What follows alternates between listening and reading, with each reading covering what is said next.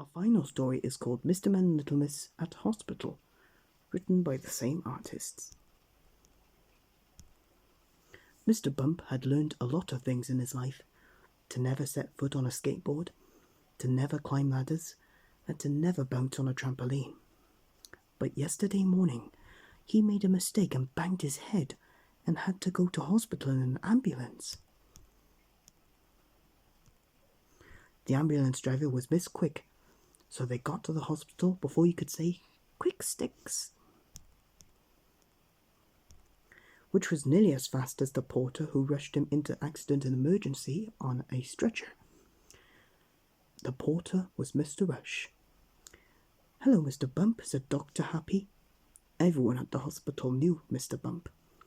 Being the accidental fellow he was there nearly every day. Dr. Happy checked him over, and then Nurse Naughty bandaged him up. Bandages on bandages. The next person to arrive at hospital was Mr. Silly. Dr. Happy could not believe his eyes. He had never seen a case like Mr. Silly's. "How on earth did that happen?" he asked. But it was probably best not to ask.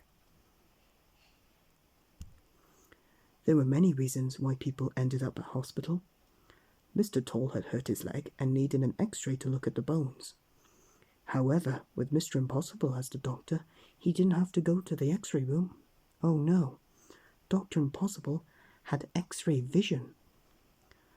Mr. Tall had broken his leg, and it needed to be set in plaster. An awful lot of plaster.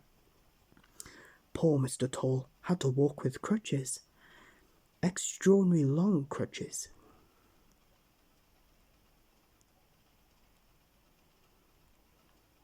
There were lots of different machines in the hospital.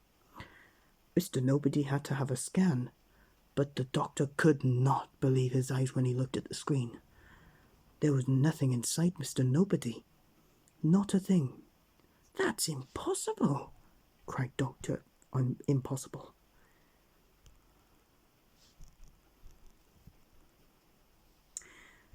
Some people had impossibly difficult illnesses to diagnose, like Miss Giggles, who was admitted with a rather peculiar problem. She kept making very odd noises, like this: "A tish, hick, giggle up, two. A tish, hick, giggle up, two." All the doctors came to see her, and they all went away scratching their heads. Whatever was wrong with Miss Giggles? It took all Dr. Brainy's brain power to work out that Miss Giggles had the case of the hiccups with a fit of the giggles on top of the flu.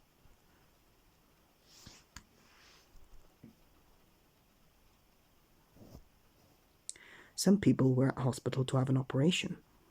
Before an operation, the operating room had to be germ-free, and the perfect person for that job was Miss Neat. It was the cleanest, shiniest, neatest operating room in the world. I don't think Mr. Messy could get a job in the hospital.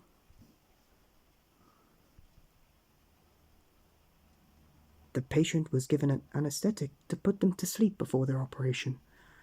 Unless the patient was Mr. Lazy, he was already fast asleep. The operation was then performed by a surgeon who must have a very steady hand. I don't think Mr. Jelly would make a good surgeon, and definitely not Mr. Tickle. While the patients were getting better, they stayed in a hospital ward where the nurses looked after them.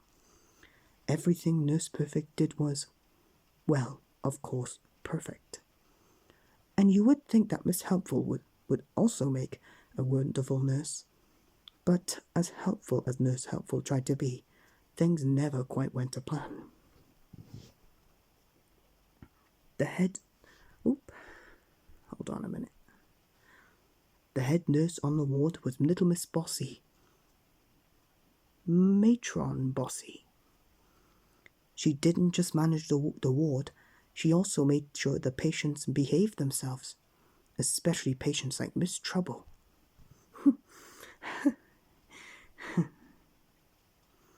Nurse Hug worked in the maternity ward where babies were born. She was very good at soothing all the babies. While the patients were recuperating, they were allowed to have visitors, which was something to look forward to, unless the visitor was Little Miss Chatbox. Chat, chat, chat, chat, chat. Miss Sunshine was very glad that the hospital had visiting hours, otherwise she might have been up all night.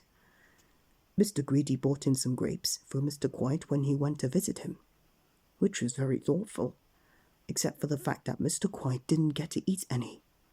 I wonder why.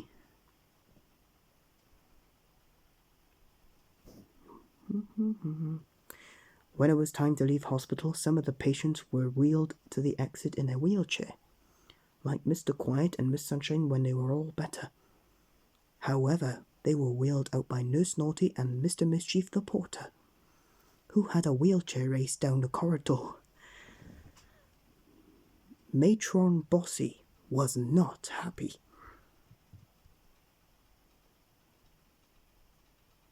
As Miss Sunshine and Mr. Quiet were leaving, Miss Quick arrived in her ambulance with the sirens blaring.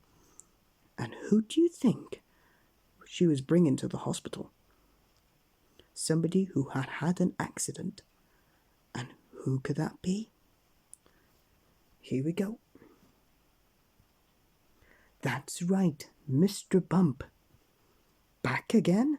Said Dr. Happy. See you soon.